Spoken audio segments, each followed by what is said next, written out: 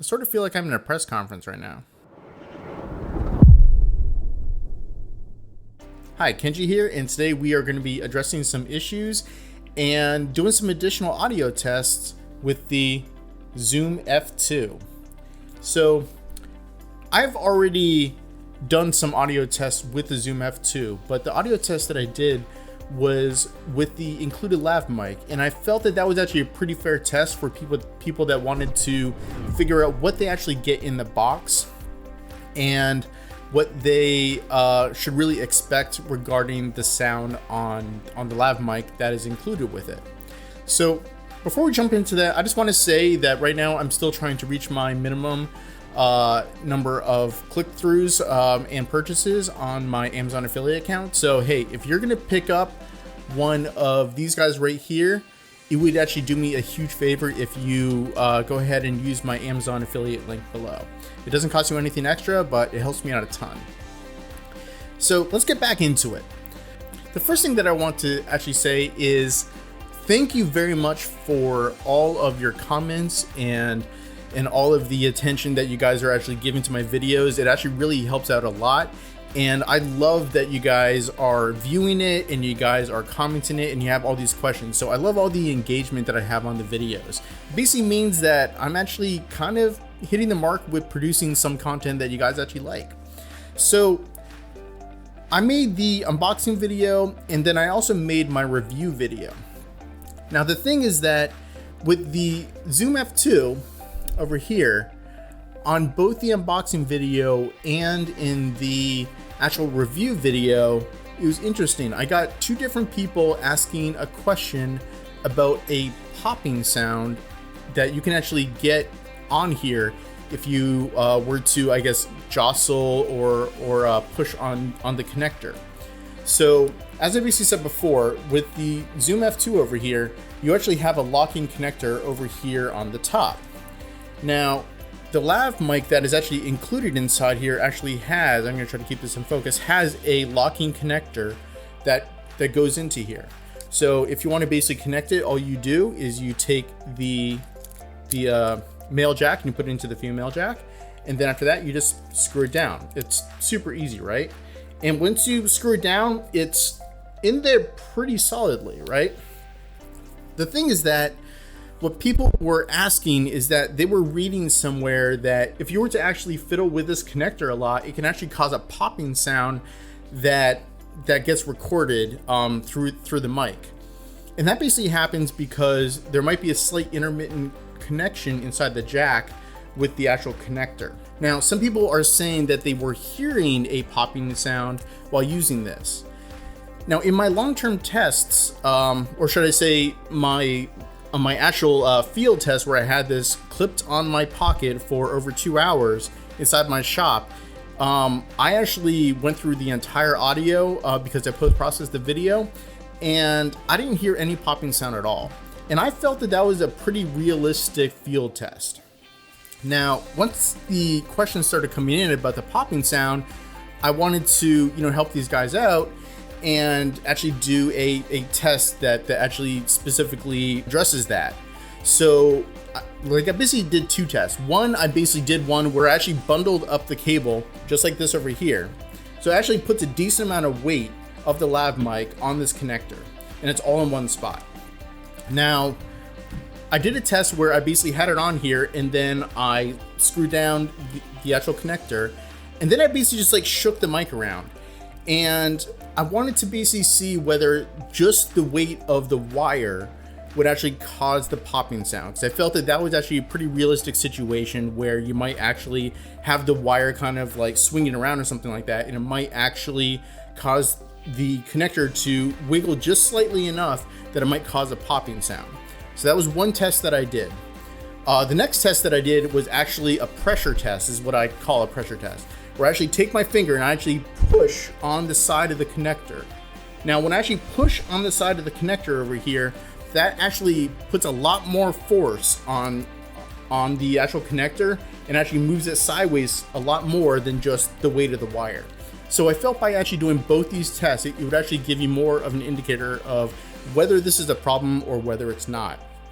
Now, what I want to do is I want to actually show you this test, and I will actually include the audio for this test inside this video. So that way you can basically hear the pops yourself, and that way you can basically make your own determination about whether this is actually a problem or not. So the first thing I'm gonna do is grab my headphones, because I'm gonna actually monitor the audio while I'm actually doing the test, so I can basically tell you right away if I actually hear a popping sound myself. So I'm gonna plug in the headphones, and I'm going to turn on the mic over here. And the first test that we are going to do is going to be the shake test. So now something that might give you a little bit of a false positive for a popping sound is the actual mic hitting stuff. So you need to be a little bit careful about listening for the difference between a pop and just the mic actually physically just waving around and actually bumping up against something. So I'm just going to back up just a little bit so that we can basically not actually have this thing bumped up against the mics and other stuff around. So I'm going to first things first, I'm going to hit the record button. So you can see that the little light turned on over here. So we are recording now. So this is a shake test with the included lav mic. So I'm just going to back up just a tad over here, and now I'm going to hold up this cable so it doesn't bump up against this cable, and now let's actually just like shake it around and let's see if it actually pops. And you can see what I'm actually doing and how much I'm actually jostling it. So it isn't like I'm being gentle with it, and I'm listening to it as I'm doing this, and I'm hearing no pops at all. No pops. And keep doing it. I hit my thumb there for a second, but that wasn't a pop. I heard nothing. Nothing. And, you know, I'm going to go back through the audio, and I will put something like in text somewhere up there or something like that. If I did actually go back through the audio in post-processing and I do notice a pop, but just monitoring through my headphones, I did not hear any pops at all. Okay. Now the next test. This is the test where I actually was able to get it to pop when I was actually doing it, but I want you to see it yourself. So what I'm going to do is I'm going to basically just start pressing up against the actual connector. Now this is not really, okay, well, let's go ahead and do the test first and then we'll talk. Here we go. So I'm going to start pressing up against it until we possibly hear a pop. So I'm pressing with a little bit of force. Now more force. Now more force. I'm still not getting a pop. Maybe there's a little bit of one. Hold on. Nope. Let's try the other way. I'm actually really pulling on it hard. I actually don't want to break it because I'm actually pulling on it pretty hard. Okay. And so I'm actually pushing in all different directions. So pushing it now back towards me. Sorry, I don't want to flick you off. Pushing back towards me. Pushing away from me. Pulling this way over here. Now I'm going to push this way. And nothing. Now, let's see if I can actually... Oh, there you go. I got one pop right there. So if I go back and forth...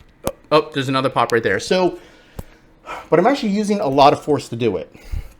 So what I want to do is I want to stop the recording on this because I will include this inside the recording as well. And I'm going to take off my monitor and headphones. So let's go ahead and actually talk about this a little bit more. To me, this thing actually over here actually works really well, in my opinion.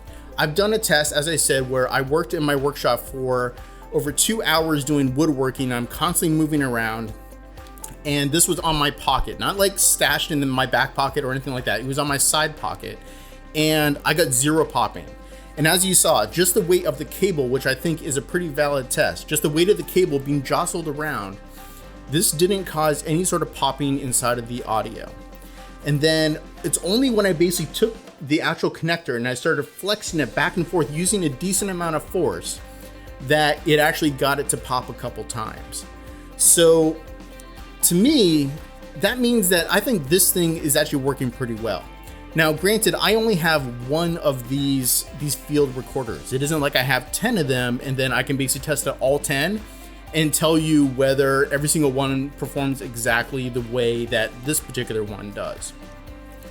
And it is possible that if there is a slight looser tolerances on this actual connector over here, that it is possible that maybe some other people, they happen to get a bad batch or something like that, where the actual connectors were a little bit too loose, and therefore it would lose connection really, really easily if you just flex the actual connector just a little bit. I got a very good field recorder. I don't seem to have any problems with mine. And to me, actually pressing pretty hard against this and getting it to pop, I don't think that is something that is really going to happen too much in the field. You could disagree with me. Go ahead and throw your comments down below if you do. But to me, I don't think that's really going to be realistic for the stuff that I'm really going to be doing. So that's basically my thoughts on the whole entire popping issue with the connector. If you actually have one of these and you have a lot of issues with it, definitely comment down below just so people can see. Something that I will say is that someone who commented in one of my other videos about the Zoom F2 with the popping issue, they did contact Zoom, and Zoom basically said that they will they will send out a new one of the field recorders. So that actually really speaks to the customer service of Zoom. And I am actually really, really happy to hear that Zoom is standing behind their products and they are working with their customers to make sure that their customers are happy with the quality of their Zoom recorders.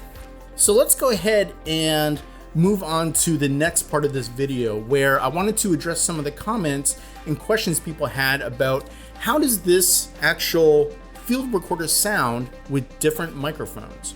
Because as I said before, my first unboxing video and my video where I reviewed it, I wanted to review the kit that you actually purchased and not mod it out with a bunch of other stuff and then tell you, yeah, this thing sounds amazing, when people are wondering, well, if I only buy this, am I gonna be getting the same quality? I wanted people to know what they get directly out of the box. So let's go ahead and try some different microphones, and then we can basically see how this actually records with different microphones. Now, I apologize, I don't actually have any other lav mics to try. I would love to actually get another lav mic, but I really don't have it in the budget for this channel. And so far I've been pretty happy with the lav mic that came with this. That might actually change in the future, but right now I'm pretty happy with it. But what I can do is I can actually test it out with a bunch of other microphones to tell you what I actually think about the recording of this. Now, I actually did this test prior to this video, just so I can basically tell you what my actual thoughts are. But I do want to do a live test where you actually hear me talking on my various microphones, and you can actually make your own judgment about, what you think about it. Let's go ahead and talk about how I actually set up this test, just so you know. What I want to do is, it may not be a complete fair comparison, but I want you to have some sort of reference point so that you can compare things back and forth. So what I want to do is I want to basically use my normal mic that I use for my YouTube videos over here, which is a MXL 440, and it is recording into a Scarlett 2i2 interface. And what I want to do is I want to basically switch back and forth and give you the sound that comes out of my main microphone over here, and I also have the 441 over here as well.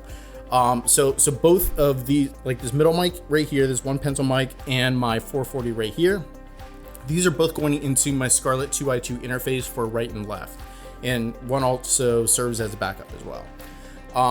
So what I want to do is I want to basically give you an audio sample of what it sounds with my main microphones, and then I'll start switching off to other microphones to basically give you a taste of what the sound is recorded on the Zoom compared to my regular microphones. Now let's go ahead and go over what microphones that I'm actually going to be using. Now, one of them right here, I didn't have enough space on my little lineup right here, is this guy over here, is the newer CM14. Now this is a little, well, they say it's a $40 microphone, but right now there's a promo where you can basically get this for only $10. So if you really like the sound of this, go ahead and go over to my videos for the newer CM14, and I actually have a promo code in those videos so that you can get this guy for $10. And that's until basically the end of January, I think January 27th, 2021. But keep in mind, whenever I see these promo codes pop up, I do update those videos with the newest promo codes and the dates that they are valid for. So this is the first mic I will be doing a test with, which is the newer CM14. The second test I'm going to do is going to be with this guy over here, which is the Deity D3, not the D3 Pro. Keep that in mind. This is the D3. It's $99. And then the next test I'm going to do after that is going to be with the Deity D4 Duo, which is also $99. So those are going to be the microphones that I'm going to be testing with, and you can tell me in the comments whether you like the sound of it or you don't like the sound of it. You know, I definitely love to hear all your thoughts. So let's go ahead and jump into it. And so I'm just going to go ahead and get set up. Oh, one last thing about the setup. The way I'm actually setting these microphones up is I am actually trying to keep my mouth about 6 inches away from each one of these microphones. It's gonna be approximate, maybe it's gonna be 6.5 inches, maybe 5.5 inches, but it's gonna be somewhere within about 1 inch of 6 inches away from each one of these microphones. So I'm gonna also record on the Zoom F2, and this way you can actually hear me switching back and forth. So let's go ahead and jump into it. This over here, so just started recording. So this is going to be a test with the newer CM14 with the Zoom F2 field recorder. And right now, this is going to be the test on my main microphones over here, with this, which is the MXL 440 and the 441 on the Scarlett 2i2 interface. And then this is the sound of the newer CM14 on the Zoom F2 field recorder. All right, so that goes ahead and concludes the test with the newer CM14. Let's go ahead and jump into the next one. I'm going to stop the. This is the sound of the newer CM14 on the Zoom F2 field recorder. All right, so that goes ahead and concludes the test with the newer CM14. Let's go ahead and jump into the next one. I'm going to stop the. This is the test with the Deity D3. And right now, this is the sound of my normal mics, which is the MXL 440 and the 441.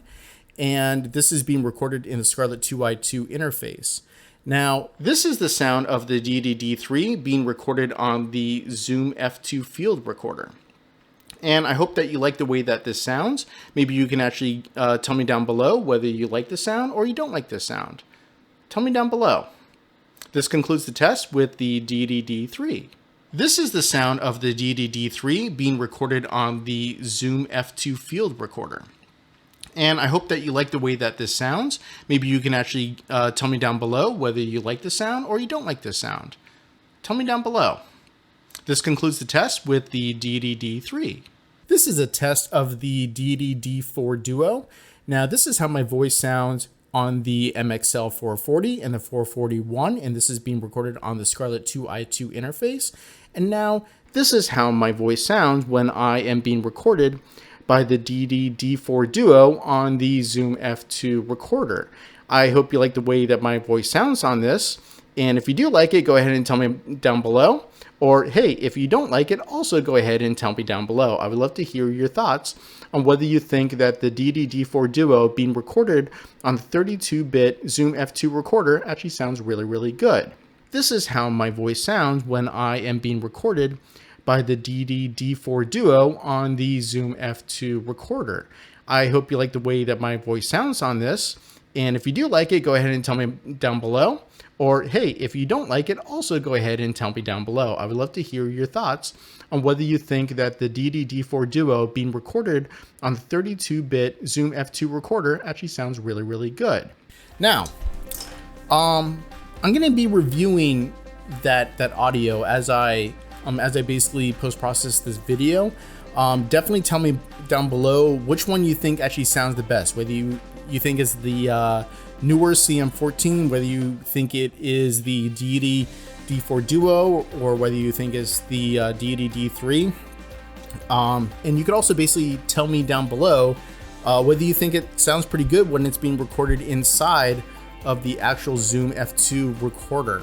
Now, something to definitely keep in mind is that my phantom powered XLR condenser microphones, they are going to sound probably a lot better than the actual field recorder with these other microphones. So definitely keep in mind that when you have something that is phantom powered, you tend to get like a lot less self noise and things like that. And this is also a large diameter, a large capsule condenser mic. So that is also going to have a much more pleasant sound.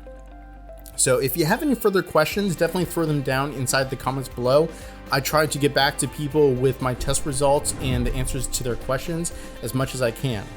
Also, if you want to pick up pretty much any one of these microphones, definitely feel free to use my Amazon affiliate links down below as well. And also, on the various review videos and unboxing videos, if I happen to come across any promo codes, what I try to do is I actually try to update the description and the comments inside those videos with the latest promo codes that I have to, hey, save you guys a couple bucks, right? If I can save you some money, I think that would really help you out a lot. Hey, it always helps me out. So until the next unboxing, review video, or test video, take care.